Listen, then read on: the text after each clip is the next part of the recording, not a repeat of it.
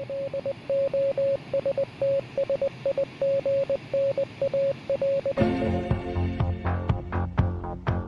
to MOTS, where we'll be applying the Manzer or mostly Thurlow scale of quantitative analysis of pop culture narrative through a binary system. Or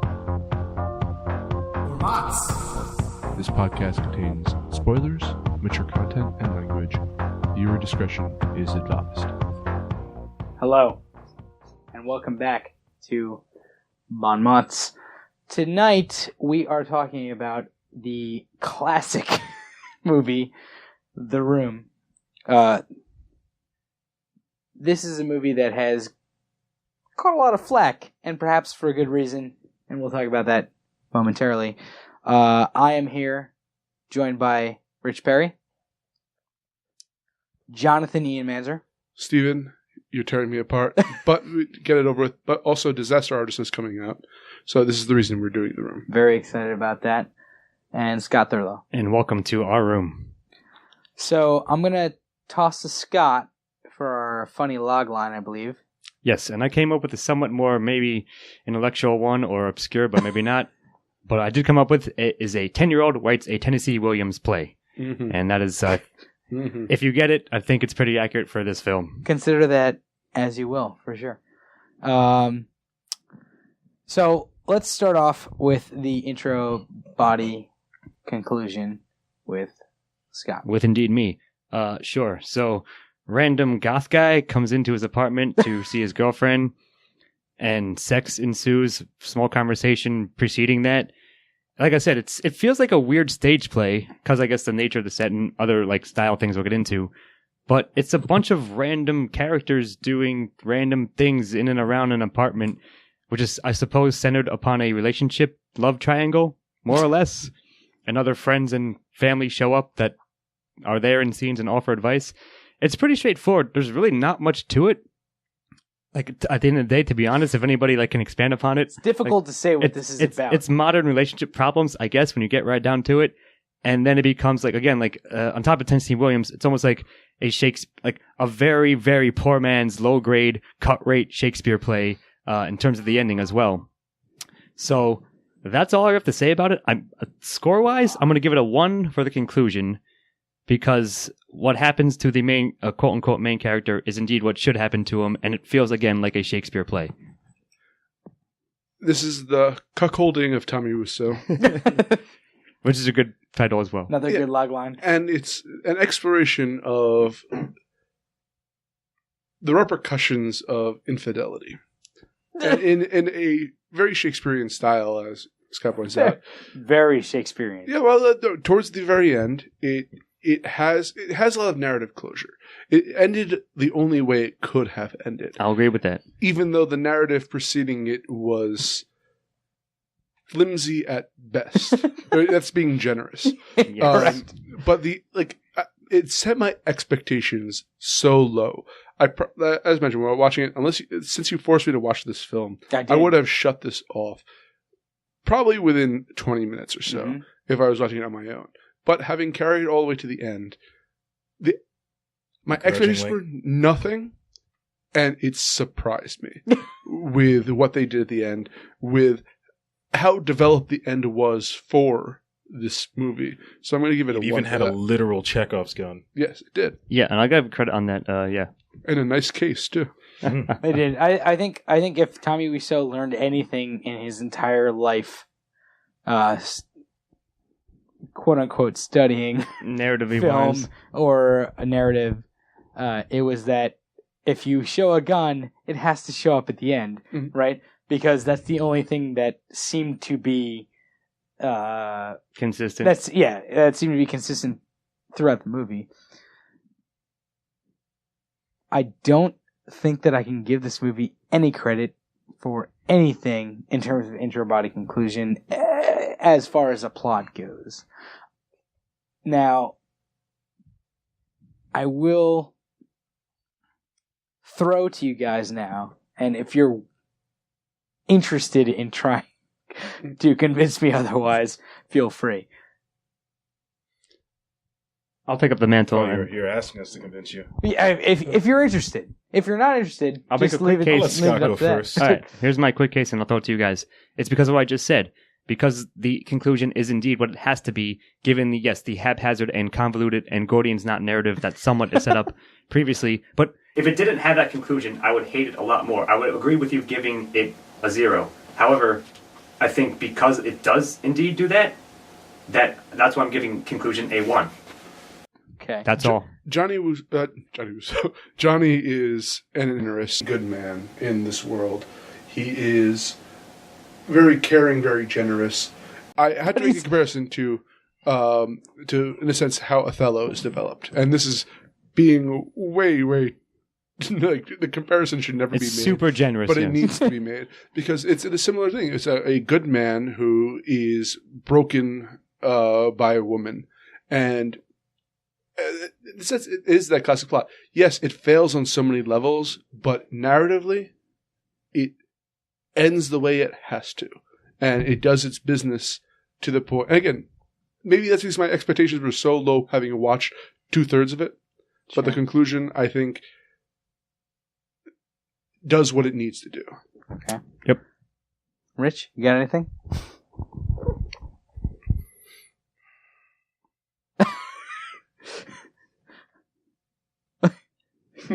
If No, you're only I've- listening to this, I've Rich got is just nothing. tapping I've got the. nothing.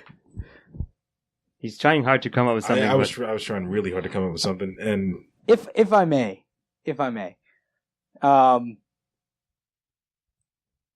I don't think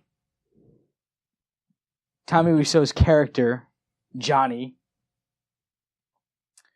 is at all actually a good person. He's really, supposed to be portrayed as one, but he is just... It's not that he's not a good person, it's just that he has clearly gotten into a relationship with somebody that is absolutely nothing at all like him somehow. And like the fact that that is not explained how this happened, or It somewhat is. or it's not understood, at least to me, in terms of as a person in this I audience, feel like why this relationship is happening. I feel like, And of course, it's because this fucking movie is terrible. I feel like Lisa's mother kind of hit the nail on the head when she said that Johnny was her meal ticket.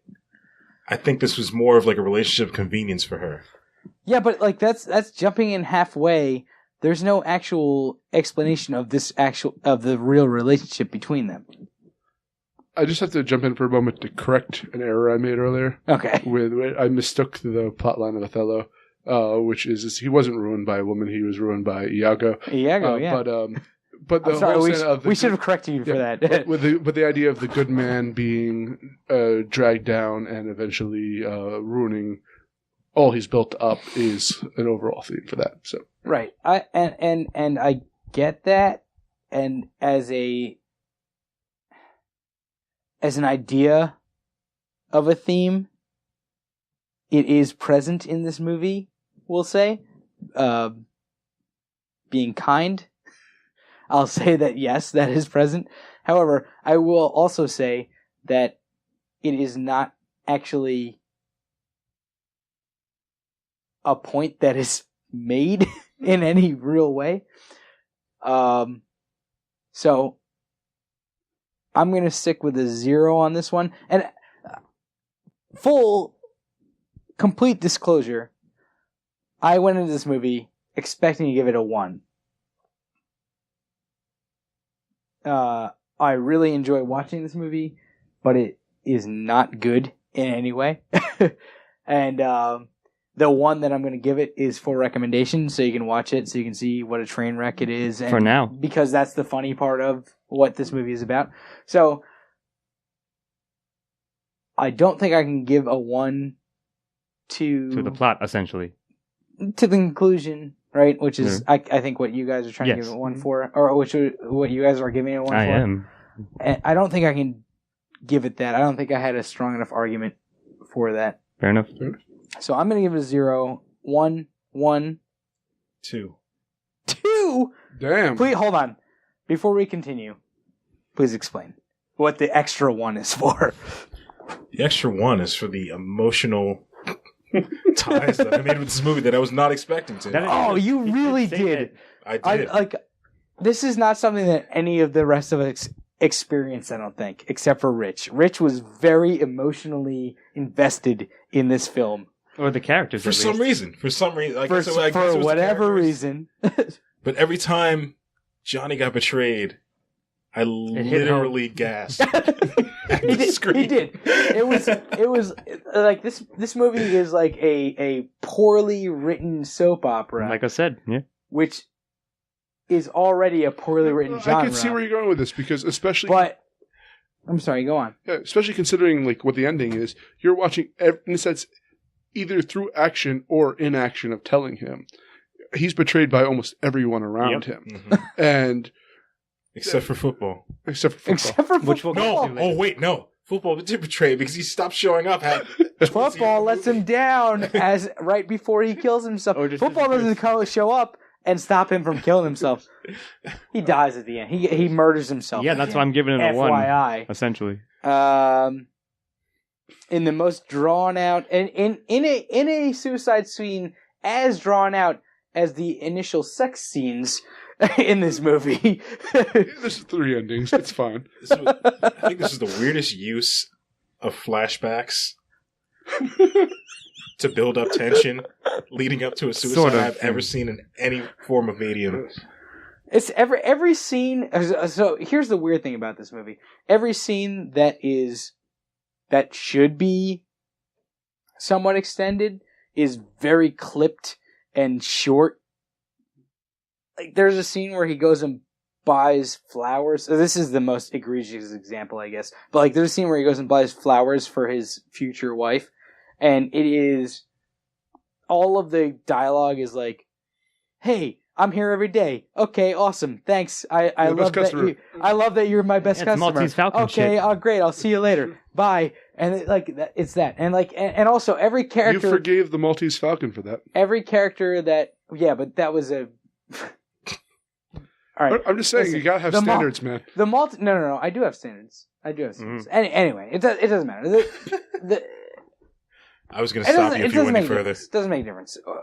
So we're going to go 1-1-2-0 on this. So it seems, yes. Let's move on. Perhaps one day we'll revisit the Maltese Falcon, but in the meantime, Ian. Yes. I would like to ask you what you thought of the themes, and I know you have a lot to say about this. So, I was looking at the imagery throughout this. Mm-hmm. And obviously the roses are there, signifying relationships. Roses, of course. Right at the beginning. It's obvious, Bill Murray. Yeah, obvious.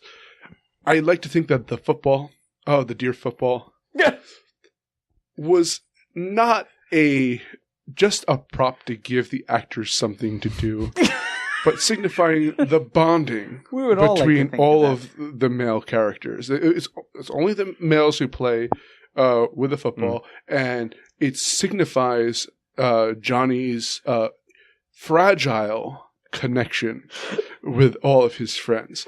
And as you said, the football does betray him at the end, just like all of his friends. He has no one to throw to. Exactly. Yeah, I really like that. Oh, God. Okay. It's not just like that 30 Rock episode where Jack Donaghy is like, does this look natural with holding 2 cups? And to give, because I feel like a lot of these thematic elements can be mistaken for just props that are randomly around. But it's really, and you watch the cuckolding of Tommy Wiseau as he doesn't get the promotion. His friends betray him.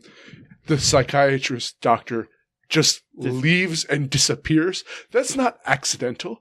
That's not the actor deciding to not show up for the next scene. Definitely not accidental. The psychiatrist can't handle having to hold this thing, so he decides to just leave. It's not. What do you think? Dave, quote unquote Dave, whose name we don't know, who just shows up. This is all about the impermanence of life. This is all about the people you think you can trust coming and going randomly. It's not just clipped dialogue and random. This is Tommy Wiseau's life falling apart. 0. All right. Well, What do you think I'm going about with this. Hold on. In terms of themes, I would like to know what you think about this because it's something that you very obviously missed in your review of the themes. Please. Ian. What do you I'm sorry. What do you think of Lisa's mother having breast cancer and that never reappearing? Do you think her breast cancer disappeared? No. As a miracle? She's denying it. She's holding on to the fragility of life, man. And by the way, I forgot the most important theme. White women are the devil. Yeah, I was waiting for you to bring that in. Of course. So I'm going to address a lot of that in pieces real quickly. So I worked backwards almost. I'm going to address what you just said, Steve-O, in style, like pretty much. Why didn't I go back to that? So going back to the beginning, though, I'm going to offer you this, E. It's the reverse of what you said. It's that props are accidentally themes in this film. Obviously. You said the reverse thing. Was, right. So, like, yeah, that's really funny, and that was like an amazing sort of straw man defense, I guess we'll say. But, of course, I would argue for that it's, again, anything you can derive as a theme from this film is, like, unintentional at best. Coincidental at best. It's inadvertent completely. So, like, you can amuse yourself by, like, trying to pick out, like, postmodern, like, you can make, like, a false doctorate upon, like, all the themes that But it's so much fun to do with this movie. Maybe, but it clearly was not the intention, or even if it was trying to address some of this stuff, what is it saying about any of it? Nothing. It's just all there, so. There's a really obvious theme with the idea of betrayal and, like, that kind of. I don't think it's done well. It's the most obvious. That is the most obvious one. It's an understatement. Yeah, but as you said, Ian, all this pseudo-academic, ironic spiel to say 0 to themes. I agree, 0. You might have convinced me. Rich, give it a 1. Please give it a 1. Unintentionally to give it a 1. Yes. Say it. You have to say As it. a meta weight for the film. Will you give it a 1? I'm going to give it a 1. Yes. Ian, 0? Oh, yeah. I said that at the very end Scott, of my speech. I know you did. I just want to make sure you're still there. If only we had a football toss on right now, we could connect with each other. Scott, themes. 0? Yes. All right. So we're going to move on to antagonists with Rich. Not having a football. You know what? It's easy to give the antagonist label to Lisa, that traitorous bitch. Diabolical bitch. Diabolical bitch. But I'm going to give this one This movie's so ridiculous. to Secrets. ooh, Secrets are no fun. Right, Ian? that's really good, Rich. Go on. I like There it. wasn't a single person in this movie besides Johnny. Oh, and Denny. What about Denny? I was going to say, what about Denny? Denny. What about Denny? Because he was strong-armed into giving up his secrets. But at the point of a gun. Yes, at gunpoint. At Chekhov's gunpoint. He was made to relinquish his secrets and became a better person for it. Yeah, definitely. Definitely a Or better he's person. still doing drugs. Wait, I don't know. Or he's doing drugs after finding Johnny's lifeless body. He might still be doing. He might be going more hardcore into drugs as ever, and also looking. He's clearly looking for a new couple to watch have sex. Yes. He's got one right across the room, wherever like their friend couple lives. Oh, That's he true. could just come to the same house. They do not give a shit who watches them have sex. That's for sure. First of all, it's a wonderful Tommy Wiseau. Good logline as well. I like it. So wait, is he going to have an angel show up to show him what life would be Yes. like? Like, life is going to be better without him, I guess? yep. No, it would be better without Lisa. Okay, yeah, it'll be better without Lisa. Yeah, as Sure. long as Lisa's not tearing him apart. Which she obviously is. So wait, so antagonist is secrets. Yes. I kind of like that. For I'm you? going to build on it. Yeah, it's the bullshit of modern relationships, which a lot of it is predicated upon keeping secrets, upon having a love triangle, like I said earlier. So, And like, nobody even has to have their arm twisted to keep this secret. They're just like, hey, you shouldn't be doing this. Yeah, but don't tell anybody. I'm not going to, but you should feel bad about this. yeah, you're right. Like, that's, again, on the surface, it's a humorous sort of jokey thing, but the more I think about it, like, perhaps there's some substance beneath that to it, I think, in a sense. I think there's argument to be made there. I don't know if we're still... Rich has just convinced me to give it, like, more than ever, to give it enough... You're at 0.5 right now, let's say. Yeah. All right, exactly. So, like, let me point this out. Like, there are secrets. There are secrets that are just completely open secrets. The fact that Tommy Wiseau... I'm sorry. Johnny Wiseau. That Johnny doesn't... Johnny last name. Johnny, no last name, doesn't pick up on these things is absolutely ridiculous. He does, though. He just doesn't know what to do. Yeah. Like, the thing is, he's in living denial. He literally overhears a conversation. He doesn't know how to process them. And Lisa and Mark get more and more frustrated at the fact that he hasn't found them out yet. Yeah. Because both of them are too...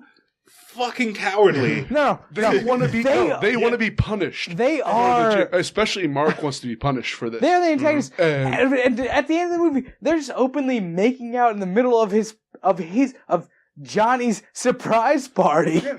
Like that's the thing is like so. And then when that doesn't work, they try to have sex and have somebody catch them. I'm surprised they didn't have sex on his dead body at the end of this fucking movie. That would have been amazing. That would have been some Shakespeare shit, early Shakespeare shit, really, if you think about it. And because they didn't have sex on his dead body at the end of the movie, I'm going to give protagonist a 0. I'm sorry, antagonist. Antagonist? But also protagonist, but antagonist. I don't know. Let's start there. You might have gotten me, Rich. Yeah, I'm still pretty wavering now. You got anything, E? What do you got? So here's the thing: is the problem with the analysis of this is the acting. Yeah. Sure. I am told by Tommy Wiseau I assume the direction that he's is a big part of that. antagonized.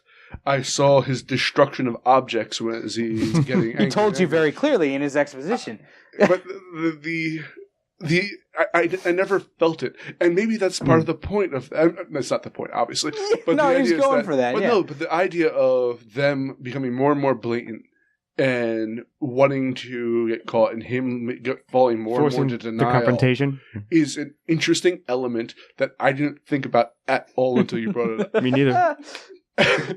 And it makes this even more tragic. But I don't know. I'm at kind of your 0.5 on this. All I right. don't know. Now, let me be... I think I've decided, but... Do you guys combine for a 1-1 and 1-0? Maybe. Are you more inclined... Like, would you build on Rich's point, or would you try to argue against it at this juncture? I'm more likely to build upon it. Okay, that's going to convince me. I'm going to give it a 1 because of that. Ooh, Scotty gives it a 1. It's Shakespeare All style. right. I agree. Rich, you got me for a 1. Oh, Ian gives it a 1. Rich, where are you coming down? 1. Hell yeah. Jesus Christ. I'm sticking with a 0. Yeah, I gotcha. I This heard you. is... the best part about this is that, like, this is the movie that I was, like, really excited about watching because I think it's hilarious and terrible.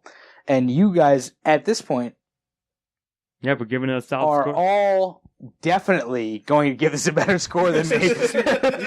Here's the issue. Because with you've given it 2 points each, at least. You came in saying that you were going to review this as a joke. I came in here to review this series as a narrative work.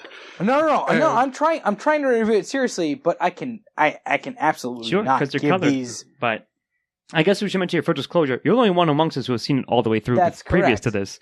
That's correct. The rest of us only seen bits and pieces and like cultural osmosis knowledge of what it's supposed to be. But I've never actually seen the narrative, as E just said. So like, I think let's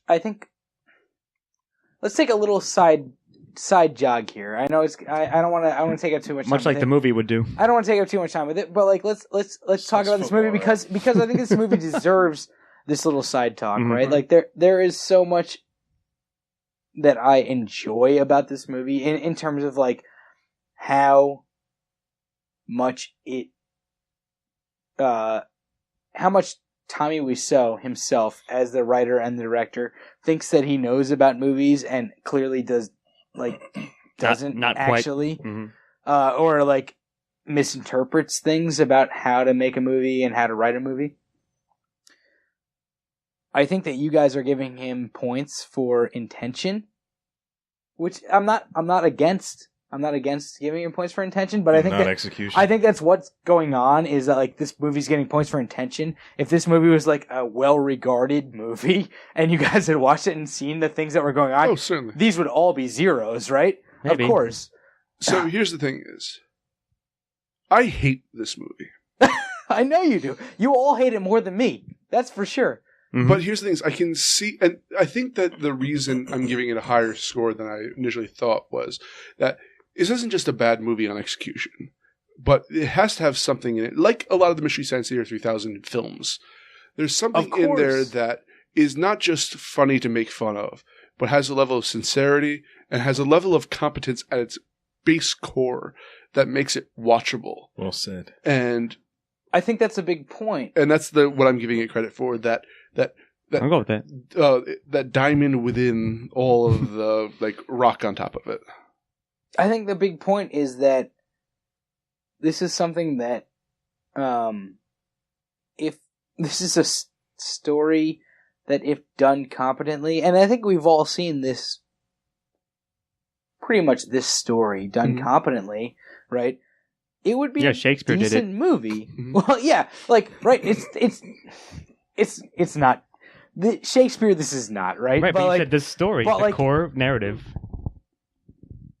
It's taking something from Shakespeare and 100 other places as well. Sure. Let's not just say this is a retelling of Shakespeare by any means, but from a lot of stuff and trying to do that and failing miserably. And I think that's what's hilarious about it. And I think that's what's really funny about it. But I can't give it points in terms of narrative on that point. I see what you mean, but I can see why you would give it points. Exactly, that's all I'm saying. On narrative in that point. I think that's all we're saying in that sense. And again, you have a history with this, more so than we did. So that's all I'm saying. So anyway, let's move on to protagonist. Right. As side note over, let's move on to protagonist with me. Johnny is one of. He's strangely likable as perhaps the least likable protagonist that I've ever seen. And that's I know that's a weird way to say it, but that's exactly what I mean. I get what you mean. Right? He's terrible. He's a terrible protagonist. As an actor, written the way that he's written, it's bad. The best actor in the world, I don't think could save this part as it's written. But there's something about him that's kind of intriguing, I guess. And that's not to say that I'm going to give this a 1. I'm almost definitely going to give it a 0. But I will give you guys an in that sense if you're trying to convince me of a 1. Cody. The one part I disagree with you is that I think this character could be written well. I don't like too perfect characters, and in a sense, he is too perfect. Or at least you're told he is as a person. It wants you to think that. Yeah. And you're watching this, and we mentioned the denial aspect previously. Mm-hmm. I think you could have a good actor working with a person who has the conflicts of, my life is falling apart. I just don't think that Tommy Wiseau, as an actor nor as a writer, he had the idea. It was a great idea, but I don't know if he had the chops to pull off the character he wanted to. So I'm going to give it a 0 for that. I'll agree with that. You saying that was a great idea. I'm not sure it was, but no. But the idea of someone who has what is viewed as the perfect life, has a woman he loves with. Yeah, but not just the being cheated on part, but it's that conflict of her constantly becoming emboldened and him having to go to greater lengths to ignore it. Sure. Would be an interesting topic. I just don't think this even came close to pulling it off. Right. Sorry, Scotty, go on. For the most part, I agree. Like you said, perhaps you can say he's somewhat of an endearing character, on the surface. But I'm going to channel something you said about our old friend George Bailey back in The Wonderful Life. He might have been, aside from George Bailey himself, Johnny X might be one of the most characters with the least amount of agency I've ever seen in my entire life. Yeah, for sure. And that's a huge argument for giving him a 0, and I don't really have anything else in defense the other way. So pretty much solid to hard 0. Johnny was one of the most selfless and thoughtful characters I've ever seen. Thoughtful? In any Thoughtful medium. Unfortunately, it was all done as if his entire life was a montage or a story written by Denny as a 10-year-old about how awesome his adoptive father. Like I said. Holy shit! You just fucking blew my mind. This is all a story written by Denny. Yes, after he finds Tommy's body and he's trying to make sense of all of the things that have happened, which is why Lisa's such a cardboard fucking villain that just like does all of these terrible things. You just changed my entire understanding of this movie. Dennis C. Williams. Dennis C. Williams. That is fucking amazing. All right, God, I look, love it. I have to judge this movie as it's written, but please, if we could get some Denny fanfic, just like I'm writing it right now. His understanding of what's going on, like seems like a very so. Denny's this really weird character where he wants to go watch them have sex. Like he seems like he is this completely uncontrolled, like restrained, like 18-year-old who they just like say okay to all the crazy shit that he wants to do. Well, how long did she mention how long ago that Johnny decided to start taking care of him? I do when not he remember. was 18 or something, or maybe before that even. I don't know. It doesn't matter. It doesn't matter. I'm going to give this a 0. I'm sorry. Go on. You can continue. I was going to go off another tangent. What are you giving it, Rich? Fuck, I don't even know anymore. Protagonist. I'm going to let you go on your tangent, and then I'll give you my answer after that. Sure. You ever see The Talented Mr. Ripley? Yes. Mm-hmm. So Denny is going to take his hair and become Johnny. Yeah, that sounds about right. Sure. It would match his character arc completely. Well, Lisa has literally nobody else. Yeah. Besides maybe her. Well, the breast cancer thing. Her comes mom. to fruition after her. Yeah, no. It never came up again. That'll It's come fine. up in She's style. fine. All right, she's In fine. the sequel. I assume she's fine. In the sequel. In the room too. It'll come up. The rooming. It'll come up Oh in my style. God. I guarantee you that Johnny's going to come back as a ghost. Roomed again. Anyway. Re-room. Room cubed. Roomba. Anyway. What's the final? I'm sorry. What are you giving Oh, this? yeah. Oh, God damn it. Yeah, I guess I'll have to give him a 0. All right, gentlemen. I'm going. Also zeros? No, I'm going officially with a 0. 0s all around. All right, My- zeros all right. The one that I might have given it an alternate universe is going straight to supporting characters. Well, we're gonna go to supporting characters now. Good fucking Segue. Good segue. Yeah. Scotty, if you could kick us off with this. Indeed. So here are my two choices. One, football. The most well-rounded character in this entire fucking film. Like literally and metaphorically. And I do like what you said. Like I didn't even think about it, but it's even strengthening the case that it represents the character of football. That is represents their bond with each other, tenuous though it may be at times. Secondarily is Lisa's mother. I'll have to give her a shitload of credit. And like the friends. you? Yes, I do. Oh, she's great. She's the audience surrogate. And she calls out the director on, occasionally on the weirdness of the movie. Exactly. I wonder if those are like throw-it-ins where she was just like so fed up with how shitty the I'm just script gonna was. say whatever. You gonna cut this out? No. Clearly, we're doing one take all the way around. Yeah. We don't have enough money Yeah. to refilm You these say scenes. whatever she says is not take is what they're going to keep in the film. I assume and hope that's the case. So beyond that, I guess maybe it's more style, but again, quote unquote Dave, who showed up in the latter third of the film without any introduction. Rando Previous- supporting character who showed up 2/3 of the way through the movie. And you know what? I thought Mark was all right too, like to an extent. And they're a dog and couple, I guess, if you will, like who wanted to be dogged, if you will, if you know what that means in terms of porn style things. Regardless, the best actor in the movie, that guy is the whatever the fuck his name her was. husband or whatever. Yeah. Was it Sure. Eric? I don't know. Doesn't matter. Who gives a shit. It doesn't matter. Exactly. But I'm just saying, like, I think it's enough, like, be again on top of the two, like, half jokey one and half serious one that I mentioned. I think they do an all right job. Yes, as bizarre and as surreal-ish as this film can be, and the characters are. That I think I enjoyed the supporting cast. Is all I'm saying, and I think, like you said, Steve-O, amongst the acting, the best one was in the supporting cast, and even Peter was okay. Their psychiatrist friend who shows up and then disappears as well about halfway through the film before quote unquote Dave shows up. But all that to say is that I'm probably going to give it a solid 1 in terms of supporting cast, dude. All right. So go on, my friends. Actually, let me make a point Okay. real quick. Jumping off of that. So Scott, about probably 15 minutes into the film, because this movie does this. You were talking about how boring you were finding this movie. That is true. And I'm not sure if that was the case all the way throughout or not. I think that you got a little more into it towards the end. I would say about for the rest 60% in. But because the movie was 15 minutes of just sex scenes in the beginning of the fucking film, I think that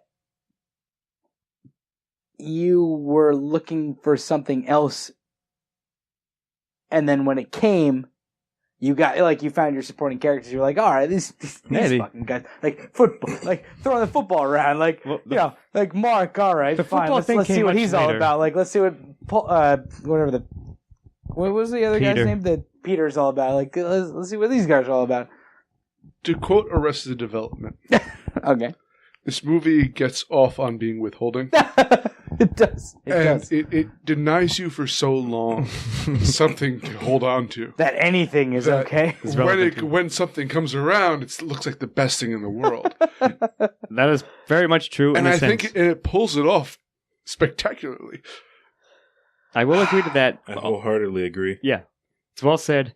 And I think that, whether or not, again, it's intentional or not, the effect is there. So maybe what you just said, Steve, what was true. I guess I'm also going to give credit on Dennis C. Williams, which I'm definitely going with. When I write fanfic of The Room, it's going to be under the pen name Dennis C. Williams, by the way. I think this movie would benefit with a scene shot now with the actor his age at a typewriter.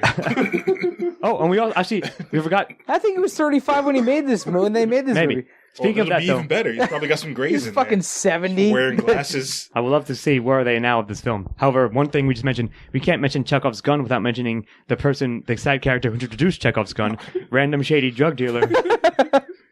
Where's my money? Without which there would be no Chekhov's gun. Came out of nowhere. Exactly, and also disappeared into nowhere.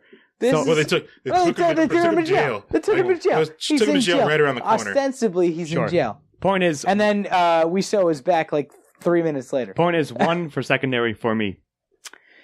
I am. This is tough for me. This might be my only one other than recommendation because I'm definitely recommending this film. Everyone, watch this movie. We heard. Anyway, this may be another one. I'm really considering it. You've made a good point. You've all made good points as far as supporting characters go. I'm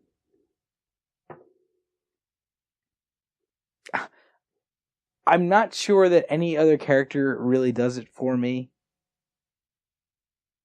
but the football might get my vote. Mr. Football, the football might get my vote. Football is the only one that deserves this vote. Football for the win. Not only because in this movie the football is the most compelling secondary character, but also because the football is goes beyond just the cellophane. Like I said, what the fuck is it? Like I said, it's an allegory. It's cellophane and then cellulite. None of those are correct. Mm-hmm. The movie, the film. Yes. Mm-hmm. Celluloid. There you go. Thank you, Ian, for making me correcting me. Yes. Because the football goes into when people go and watch this movie in the theater, they bring a football and they toss it around the theater because the football is the best goddamn character in this goddamn movie. Right, like I said. Think of it this way, Steve. Football is 0.75 of the points, and then all other collective characters are 0.25. Thus, you should give it a 1. All right, I will concede. I will concede a 1. Football. For football. Football, thank you, football. And think of it as if we're tossing one back and forth right now in celebration. The mother was fine, but just ultimately ridiculous. Mm-hmm. Who wasn't? Yeah, exactly. Every other character was completely pointless. Especially Pete.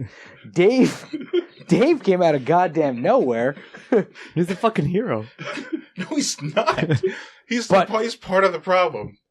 But football really stuck with ties this movie together, man. Really stuck with until the end. I wish that the football had.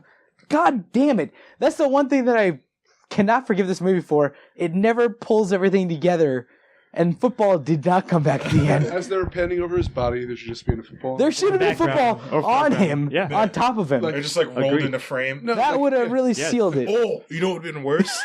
If the bullet that went through Or his better. skull accidentally hit the football. Oh. Yeah. No! Deflated Football! next No! to his head. And then Tragic. Denny like sadly gets up and tries to play catch with himself. Well, See, again, this, thing, And then what's- and then this the- movie might have gotten a 10. but- that's all rewrites. The best part about this is football is no longer an object because we were calling it the football, but football has its own name and Yeah. it is football. It is a character Football is a character unto itself. and obviously. football gets a 1. Damn if right. no one else. Damn right. So we're giving it 1s all around? Yes. All right. All right, it's going to get a 2. I wanted to give it a Too I really bad. wanted to give it a 1. Yes. Anyway, we're going to move on to dialogue. Ian, can you tell us about dialogue? It's terrible. It's funny because the acting is so bad and the delivery is so ridiculous. But that doesn't make it good dialogue. It's just poor dialogue. And so it's getting a very, very strong 0. This movie is quotable in the worst possible way. I like that description, yes. And that makes me kind of love it, but I still cannot in good conscience give dialogue a 1. You got anything else? You're tearing me apart, Lisa. I will say this. You can't have what your characters say, what they feel. Say, that makes me angry. It makes me angry. So, yeah. I'm going with a 0. Thank you, Robot Dove. Hey? Yes. Do This you guy. think No. Go on. that had this script with the dialogue intact been given to higher caliber actors, Would it hold up? No. would it hold up? Absolutely See, that's not. the thing. That's the point I was trying to make is that I don't think it was good dialogue, regardless of the fact. Especially some of it was just awkward. I'll give you a perfect example of this.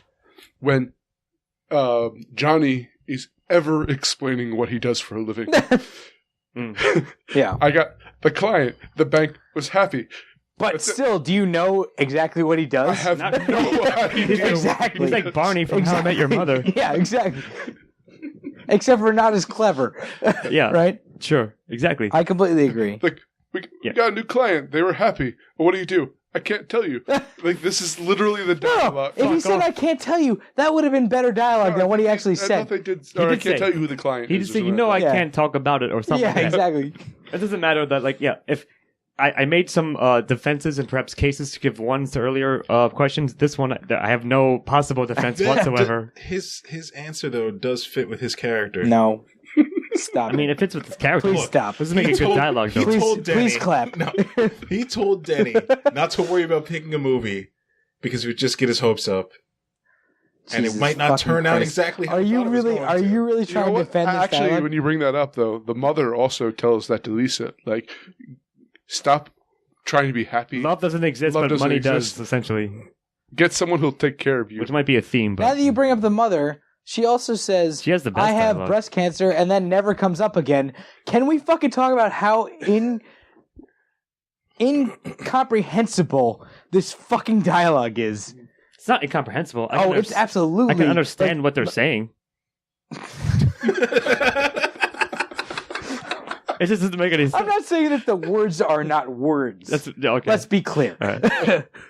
What I'm saying is that this dialogue does not actually mean anything or go anywhere. I'll agree with that. I was waiting for that point. Like you mentioned a number of times, yes. They have Rich, I have given everyone else a 0 on my paper. I'm not sure that you're going to give this a 0. Oh, I'm Which- definitely giving it 0. I'm concerned for. Okay, right. thank you. We can call it a 0. I'm Anything gonna else? give it a 1 out of all spite. fronts. I was thinking you might. anything else I was going to say? thinking I'm like- going to roll over to style, but I will address what you just said. The point of that soon. We are going to go to style. Yes, I know. That's going to be Rich to talk about it, for God's sakes.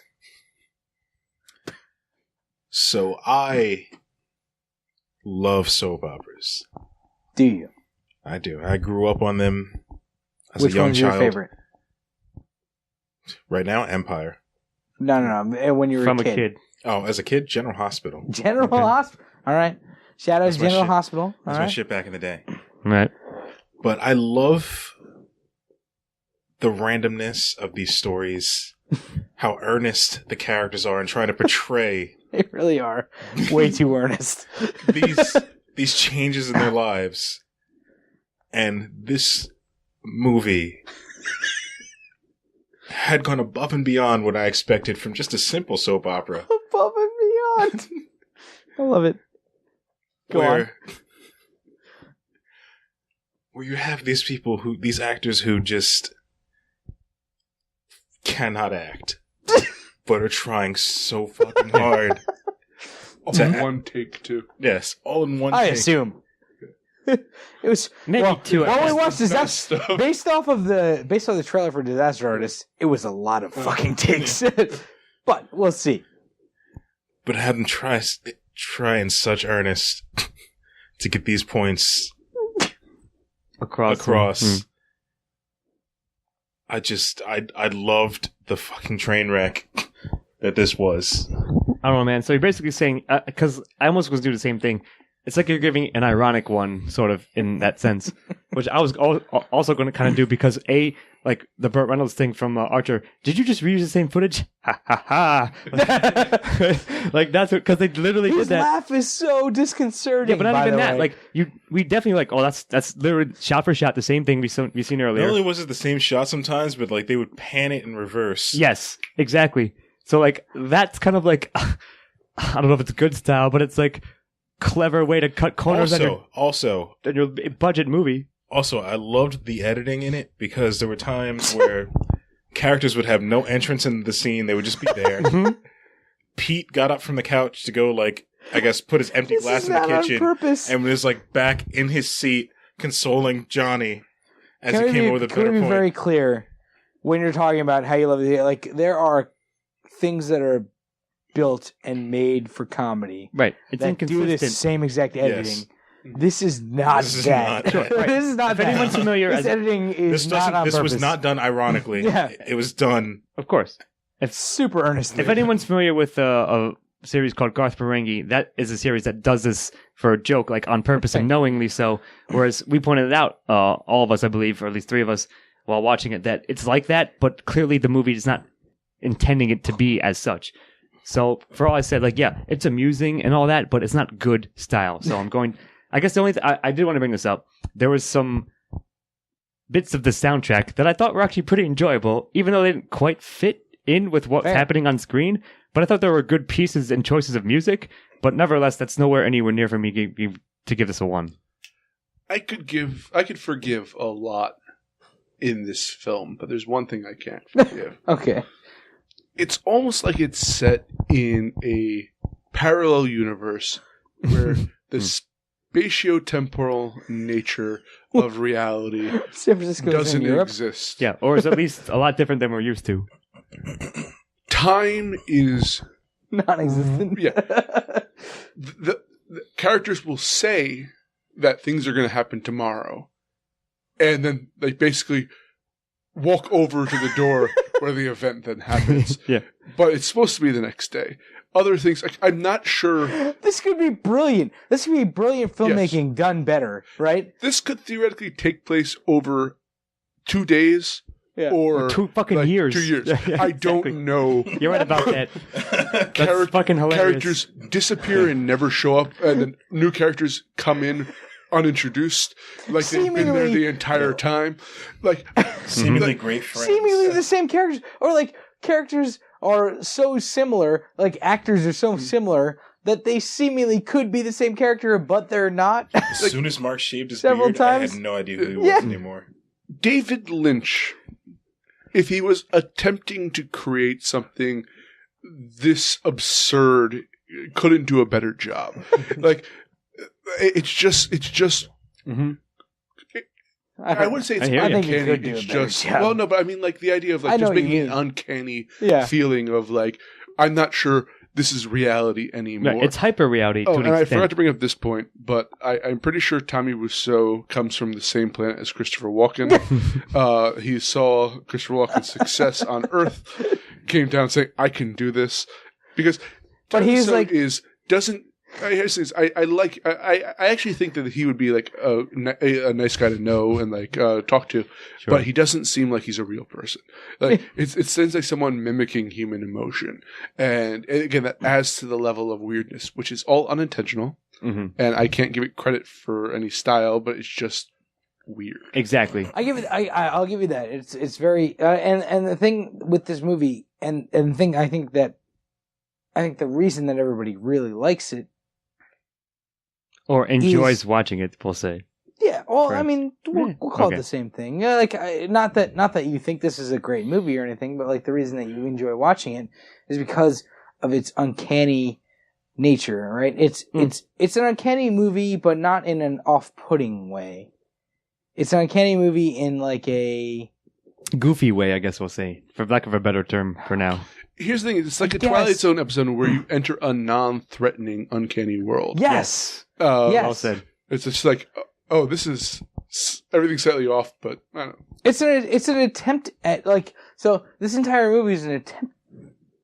Excuse me. It's an attempted style, and that's it.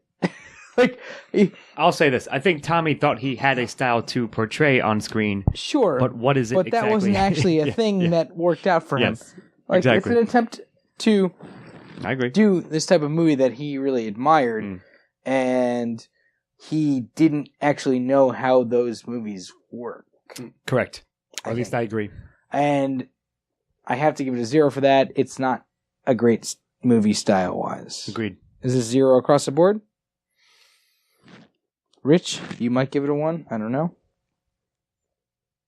I have to give it a 1. You don't have to, but you're welcome to. I feel like I do because it got you invested. Yes, not only did it get me invested somehow. It probably surprised me more than it You surprised were very invested in this movie. I was surprised at how invested you were. Rich was literally beside himself, being like, "What the fuck? I can't believe you got so invested." I can't believe that she double-crossed him like that.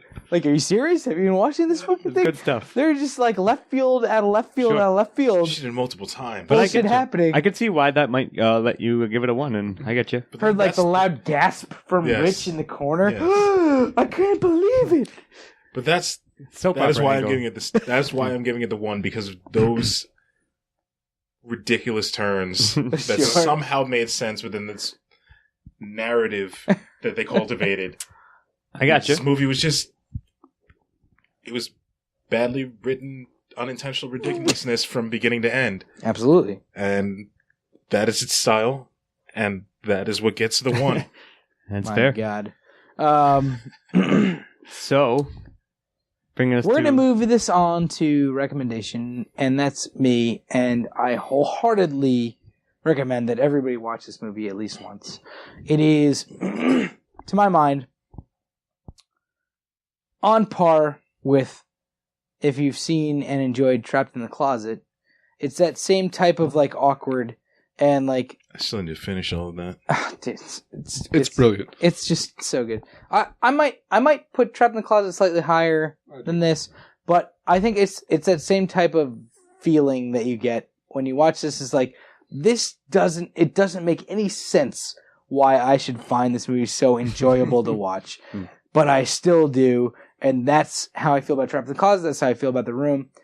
And that's why I'm going to give it a 1 for recommendation. It's not a good movie. Don't expect a good movie. If you expect a good movie, you're stupid. Fuck you. You're an idiot. You don't know anything about this. Stop being so dumb. Anyway. But it's enjoyable. I'm just going to not call anybody down anymore and just pass this on. Now, I've just, real quick, I was waiting for someone to bring up the Trapped in the Closet angle, and I agree. The issue is this. How about this? I might have to persuade myself. Steve-O, what am I currently giving it disregarding this question? Ooh, good question. Scott 3. Thurlow, you're going to 1, 2, 3 so far. Okay. Rich, you're going to give this a 7. So, related to what you just said. Yeah, I heard that. Related to what you just said, my gut feeling is to not recommend it only because I was so unengaged through most of it, and then I slowly got more engaged. And yeah, I thought some aspects of it were like, I know this is like known again for like, it's almost a Leonard Part 6 thing, like the quote unquote worst movie you ever made. This movie is way more enjoyable than Leonard Part 6, though. I'll agree with that too. But the strange thing is, like, so. Again, it was almost like watching, all right, I'll try to do like a funny analogy from my original thoughts to like how it shook down. It's like watching paint dry, but then that paint becomes like being on an acid trip like in some weird way. Yeah. So like it's compelling for that, but at first it was like just literally like I could have like been doing anything else, and I would have been. You can absolutely skip the first 20 I guess it goes minutes back to this, right? Things that are bad, like on the extreme, either bad or like engaging or terrible, and are better either way than being just completely bland. And a lot of this movie was completely bland to me until it sort of like took all the left turns you just said, and I got somewhat more engaged with it. I don't know if I would recommend it because almost anyone who cares or have heard of it probably has seen it already, regardless. And like knows, like again, by cultural osmosis, like the cult classic. You can't go by that, you know. Right, like, but I'm sort of like trying to encapsulate all this. So given that I'm giving it a 3, I'll just say like, nah, man. Like, if you really want to see how terrible in quotes the room is and supposedly is supposed to be, and to an extent it lives up to that. I don't know if it would just be like, you know what, I can find you another so bad it's good movie probably to watch. I don't know if it's the be all end all of that phrase, which is what it seems this movie has come to be and represent. So I may go with just a soft 0. Like, if you really want, yes, check it out. But really, it's not living up to the hype of being that in a sense. Gun to your head, what better so bad it's good movie would you suggest? Oh man, good question. Maybe something from Halloween we did this year, or like something like that. Halloween 3? Yeah, maybe. Yeah, actually, you know what? I might say that. Really, Season of the Witch. All right, go watch Season of the Witch. We already reviewed it. But like I said, this might end up being a soft 0. Like just like you know what? It's kind of there. It's kind of meh. Really, at the end of the day, all right. We picked out the interesting things about it, and like again, try to extend our academic reach into them and right. Intelligentsia elitism in a sense. But really, I'm like I said, I might. Unless any of you make a convincing case, I'm leaning towards a soft 0. I'm going to. Okay. Oh, here we go. Open it up. That's it. That's my piece. Ian, you go first. All right. The issue is that I feel that a lot of people who like this film are laughing at Tommy Wiseau and are mean-spirited people. This is a bad film. Like, there's earnestness to it, but I think that a lot of pretentious hipsters are walking around saying, I'm better than him. I would try to laugh along with him, but I would prefer to not. And I think that I don't know, like if he was like, "Oh, should I see The Room? I can't wait to see this." Watch something that is intending to entertain you. Don't just laugh at a guy trying to make a good film. And so I would recommend, as you brought up earlier, Garth Marenghi's Dark Place. Mm-hmm. I think that does everything you're looking for in this film, with the intention of being funny, and thus actually is, and you're laughing with the work. Yes, and so that's my final piece. Did you recommend Leonard Part 6? I don't think so. Do you know if you're? I don't think I did either. Yeah. I was gonna say, like that's. I think that would fall into the same category if you were talking about that. Yeah, I don't think I recommended that. All right. Rich? I feel that this movie was a masterclass in intent versus execution. If you look back on everything that we've said about this film, there was so much there that could have been taken and turned into a great movie.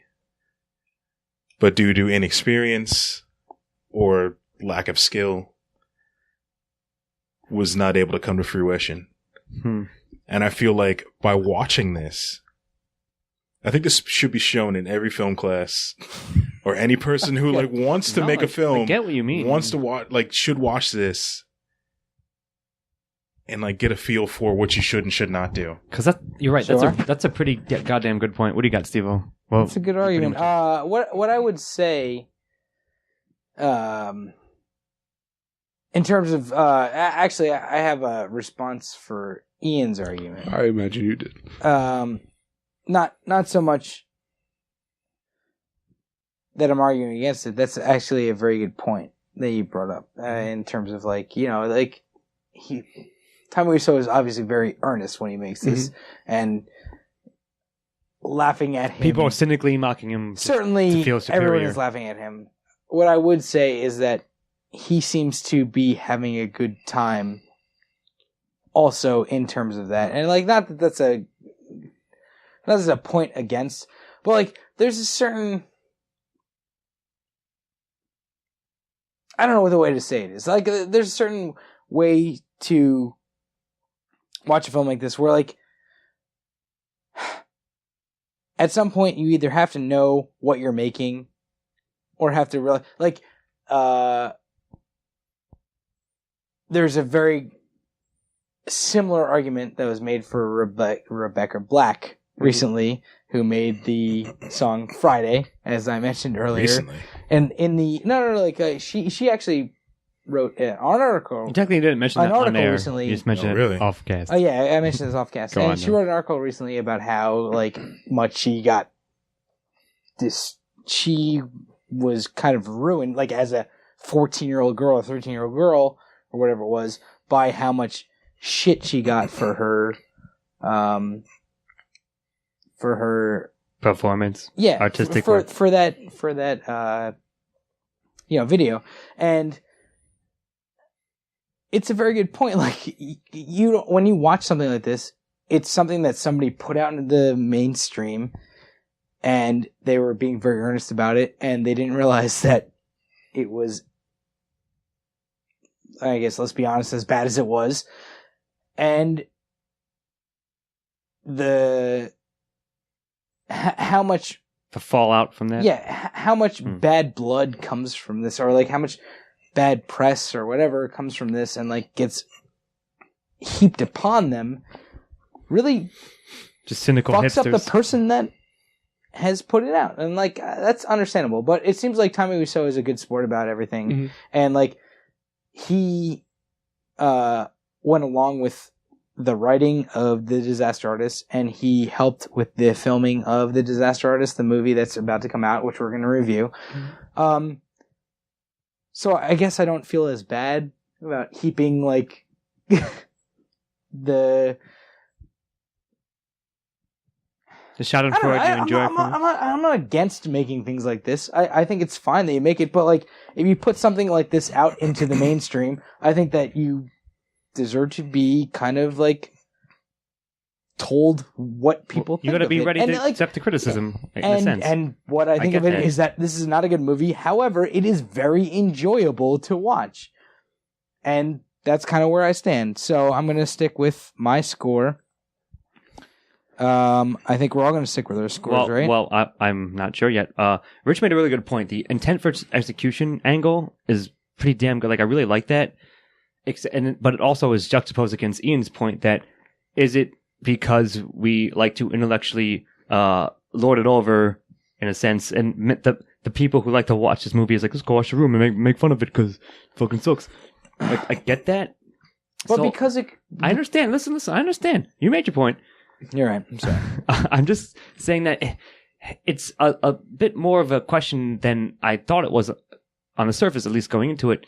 But I think at the end of the day, I'm still going to not recommend it just because, like I said, there are others that probably are more exemplary in a sense, even though I know this has become like the poster movie for it.